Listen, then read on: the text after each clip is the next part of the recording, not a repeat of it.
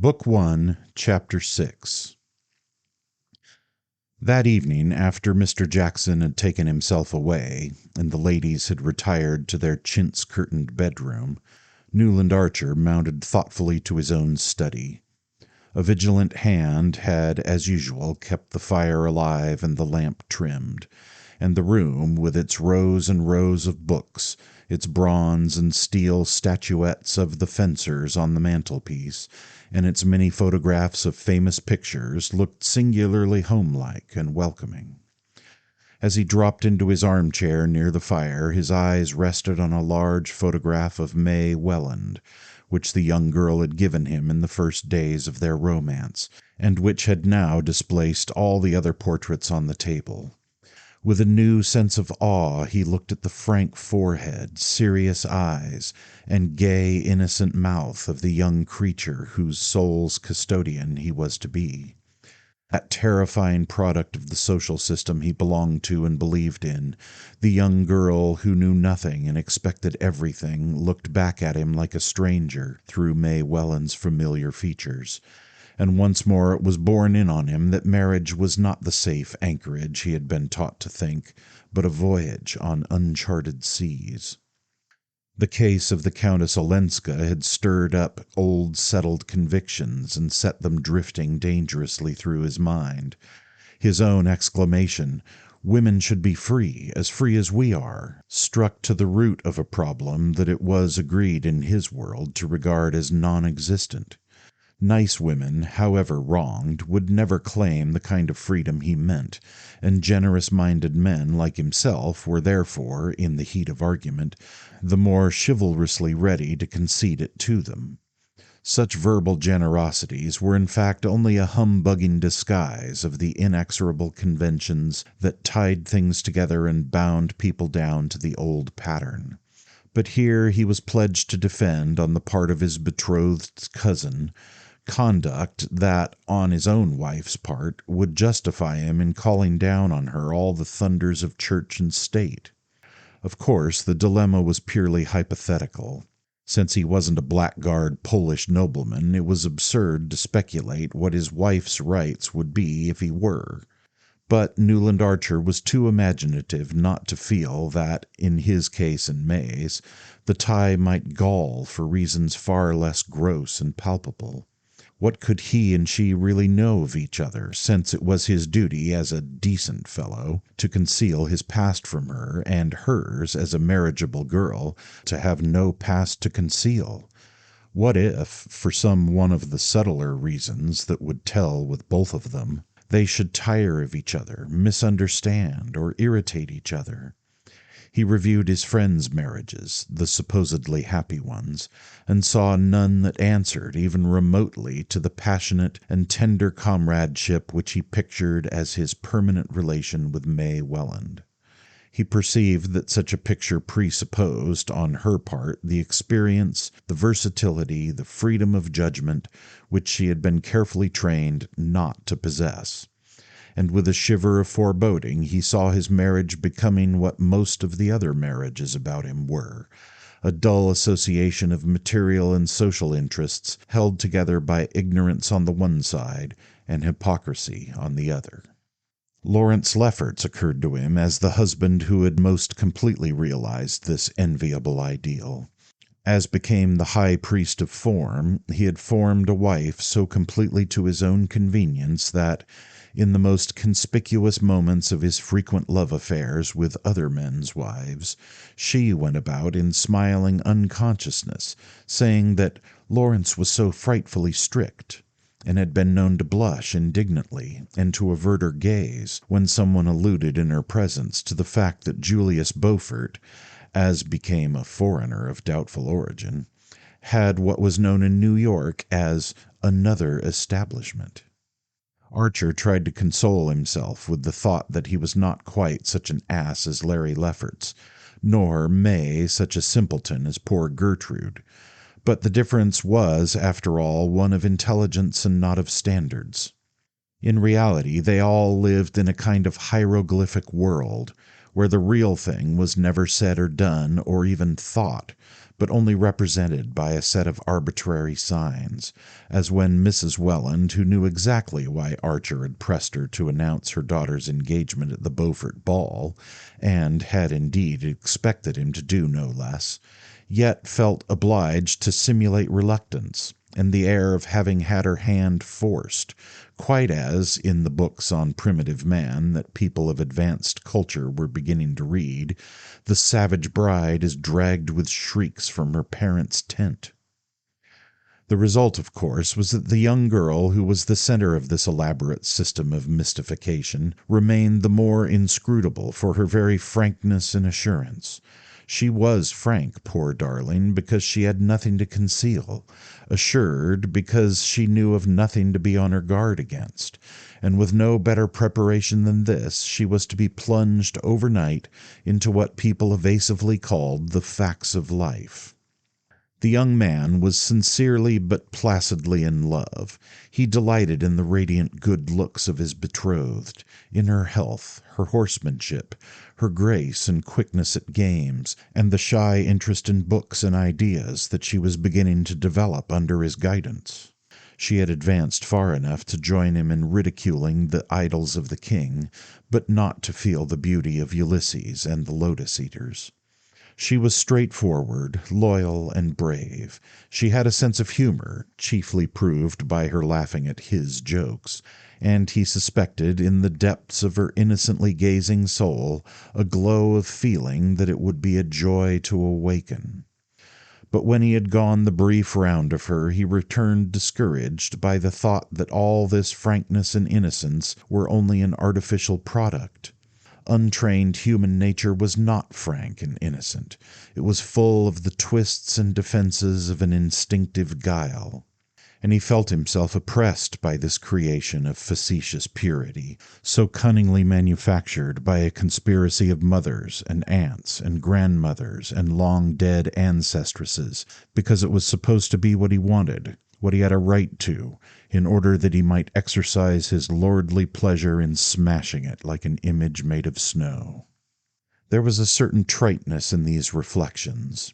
They were those habitual to young men on the approach of their wedding day. But they were generally accompanied by a sense of compunction and self-abasement of which Newland Archer felt no trace. He could not deplore, as Thackeray's heroes so often exasperated him by doing, that he had not a blank page to offer his bride in exchange for the unblemished one she was to give to him.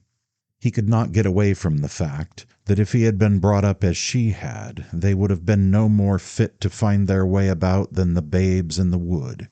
Nor could he, for all his anxious cogitations, see any honest reason, any, that is, unconnected with his own momentary pleasure and the passion of masculine vanity, why his bride should not have been allowed the same freedom of experience as himself. Such questions at such an hour were bound to drift through his mind, but he was conscious that their uncomfortable persistence and precision were due to the inopportune arrival of the Countess Olenska.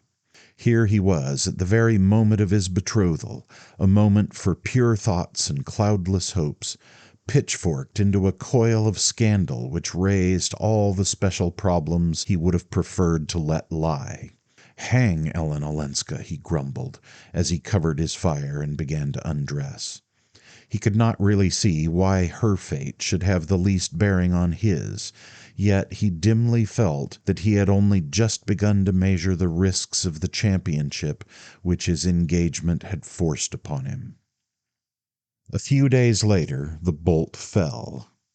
The Lovell Mingotts had sent out cards for what was known as a formal dinner, that is, 3 extra footmen, 2 dishes for each course, and a Roman punch in the middle, and had headed their invitations with the words, "To meet the Countess Olenska," in accordance with the hospitable American fashion, which treats strangers as if they were royalties, or at least as their ambassadors.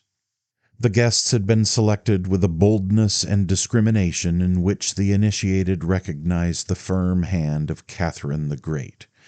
Associated with such immemorial standbys as the Selfridge Marys, who were asked everywhere because they always had been, the Beauforts, on whom there was a claim of relationship, and Mr. Sillerton Jackson and his sister Sophie, who went wherever her brother told her to, were some of the most fashionable and yet most irreproachable of the dominant young married set. The Lawrence Leffertses, Mrs. Lefferts Rushworth, the lovely widow, the Harry Thorleys, the Reggie Chiverses, and young Morris Dagonet and his wife, who was a van der Leyden. The company, indeed, was perfectly assorted, since all the members belonged to the little inner group of people who, during the long New York season, disported themselves together daily and nightly with apparently undiminished zest. 48 hours later, the unbelievable had happened. Every one had refused the Mingotts' invitation, except the Beauforts and old Mr. Jackson and his sister. The intended slight was emphasized by the fact that even the Reggie Chiverses, who were of the Mingott clan, were among those inflicting it, and by the uniform wording of the notes, in all of which the writers regretted that they were unable to accept, without the mitigating plea of a previous engagement that ordinary courtesy prescribed. New York society was, in those days, far too small and too scant in its resources for everyone in it, including livery stable keepers, butlers, and cooks, not to know exactly on which evenings people were free, and it was thus possible for the recipients of Mrs. Lovell Mingott's invitations to make cruelly clear their determination not to meet the Countess Olenska. The blow was unexpected, but the Mingotts, as their way was, met it gallantly.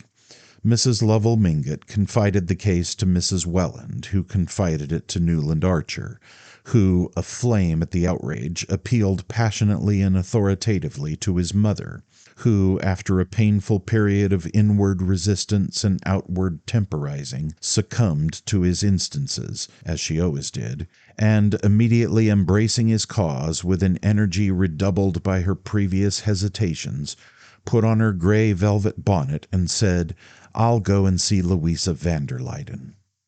The New York of Newland Archer's day was a small and slippery pyramid, in which, as yet, hardly a fissure had been made or a foothold gained. At its base was a firm foundation of what Mrs. Archer called plain people, an honorable but obscure majority of respectable families who, as in the case of the Spicers or the Leffertses or the Jacksons, had been raised above their level by marriage with one of the ruling clans. People, Mrs. Archer always said, were not as particular as they used to be, and with old Catherine Spicer ruling one end of Fifth Avenue and Julius Beaufort the other, you couldn't expect the old traditions to last much longer. Firmly narrowing upward from this wealthy but inconspicuous substratum was the compact and dominant group which the Mingotts, Newlands, Chiverses, and Mansons so actively represented. Most people imagine them to be the very apex of the pyramid, but they themselves, at least those of Mrs. Archer's generation, were aware that, in the eyes of the professional genealogist, only a still smaller number of families could lay claim to that eminence. "Don't tell me," Mrs. Archer would say to her children, "all this modern newspaper rubbish about a New York aristocracy. If there is one, neither the Mingotts nor the Mansons belong to it. No, nor the Newlands or the Chiverses either. Our grandfathers and great-grandfathers were just respectable English or Dutch merchants, who came to the colonies to make their fortune and stayed here because they did so well. One of your great-grandfathers signed the Declaration, and another was a general on Washington's staff, and received General Burgoyne's sword after the Battle of Saratoga. These are things to be proud of, but they have nothing to do with rank or class. New York has always been a commercial community, and there are not more than 3 families in it who can claim an aristocratic origin in the real sense of the word." Mrs. Archer and her son and daughter, like everyone else in New York, knew who these privileged beings were. The Dagonets of Washington Square, who came of an old English county family allied with the Pitts and Foxes, The Lannings, who had intermarried with the descendants of Count de Grasse, and the van der Luydens, direct descendants of the first Dutch governor of Manhattan, and related by pre-revolutionary marriages to several members of the French and British aristocracy. The Lannings survived only in the person of two very old but lively Miss Lannings, who lived cheerfully and reminiscently among family portraits and Chippendale. The Dagonets were a considerable clan, allied to the best names in Baltimore and Philadelphia.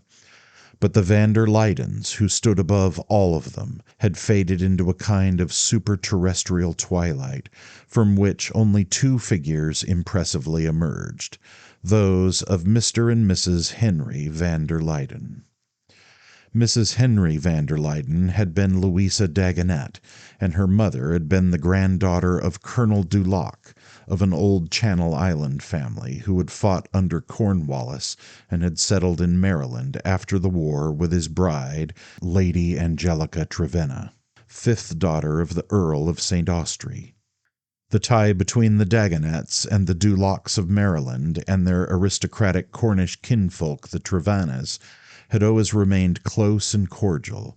Mr. and Mrs. van der Luyden had more than once paid long visits to the present head of the House of Trevenna, the Duke of St. Austrey, at his county seat in Cornwall, and at St. Austrey in Gloucestershire, and his Grace had frequently announced his intention of some day returning their visit, without the Duchess, who feared the Atlantic. Mr. and Mrs. van der Luyden divided their time between Trevenna, their place in Maryland, and Skuytercliff, the great estate on the Hudson, which had been one of the colonial grants of the Dutch government to their famous first governor, and of which Mr. van der Luyden was still patroon. Their large solemn house in Madison Avenue was seldom opened, and when they came to town they received in it only their most intimate friends.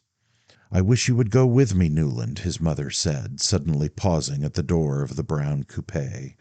"Louisa is fond of you, and of course it's on account of dear May that I'm taking this step, and also because if we don't all stand together, there'll be no such thing as society left."